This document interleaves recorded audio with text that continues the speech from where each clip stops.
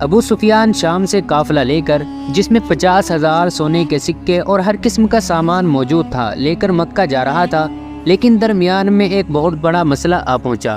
مکہ پہنچنے کے لیے اس کو مدینہ کے پاس سے گزرنا تھا، لیکن مدینہ کے مسلمان اس قافلے کو لوٹنے کے لیے تیار بیٹھے ہوئے تھے۔ لیکن رکو، مسلمان قافلہ لوٹ رہے تھے؟ ایسا نہیں ہے، مسلمان قافلہ کیسے لوٹ سکتے ہیں، اور وہ بھی رمضان کے مہینے میں؟ اصل میں بدر کی جنگ سے 1 سال پہلے جب مسلمان مکہ سے ہجرت کر کے مدینہ گئے تھے تو وہ اپنے ساتھ کچھ بھی لے کر نہیں گئے تھے سوائے ان کپڑوں کے جو انہوں نے پہنے ہوئے تھے۔ مکہ والوں نے ان کو غصہ دلانے کے لیے ان کی ساری چیزیں، زمین، گھر، سب بیچ دیا، اور یہ وہ قافلہ تھا جس میں بہت سارا سامان وہ تھا جو مکہ کے مسلمانوں سے لوٹا گیا تھا۔ تو مسلمان لوٹ نہیں رہے تھے بلکہ اپنے سے لوٹے ہوئے سامان کا بدلہ لے رہے تھے۔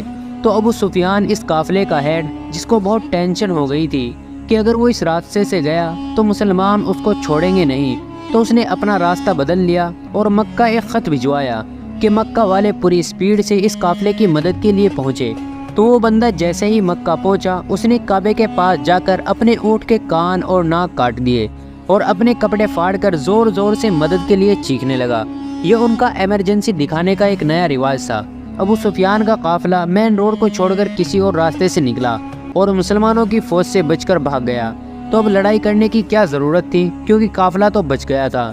لیکن ابو جہل نے کہا کہ اگر قافلہ بچ بھی گیا تو ہم مسلمانوں کو نہیں چھوڑیں گے، کیونکہ ان کی ایک ایک بندے کو مارنے کے لیے ہمارے پاس 3 لوگ موجود ہیں۔ محمد صلی اللہ علیہ وسلم نے اپنی فوج کو بدر کے پچھلے کنویں کے جا کر پڑاؤ ڈالنے کا حکم دیا۔ تو ایک صحابی نے کہا، یا رسول اللہ، آپ کو یہ جگہ اللہ نے بتائی ہے یا مشورے سے آپ نے یہ جگہ چنی ہے؟ آپ صلی اللہ علیہ وسلم نے کہا کہ یہ ہم سب کا مشورہ ہے۔ تو اس نے کہا کہ اگر ہم آگے جا کر پڑاؤ ڈالیں تو وہاں پانی بھی زیادہ ہے اور ہم دشمنوں کو ان کنووں پر قبضہ کرنے سے بھی روک سکیں گے۔ آپ صلی اللہ علیہ وسلم کو اس کا مشورہ بہت پسند آیا اور پوری فوج آدھی رات کو اس جگہ پر منہ ہو گئی۔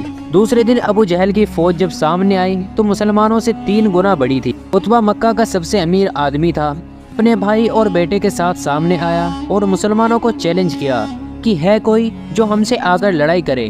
مدینہ کے 3 انصار ان میں سے لڑنے کے لیے سامنے آئے تو عتبہ نے کہا، یہ کون ہے؟ ہمیں اپنے بھائیوں کا سر کاٹنا ہے جنہوں نے اپنے باپ داداؤں کے ریلیجن سے بغاوت کی ہے۔ حضرت حمزہ، حضرت عبیدہ اور 24 سال کے جوان حضرت علی رضی اللہ تعالیٰ عنہ سامنے آئے اور لڑائی شروع ہوئی۔ حضرت عبیدہ زخمی ہوئے، لیکن عتبہ، اس کا بھائی اور اس کا بیٹا تینوں مارے گئے۔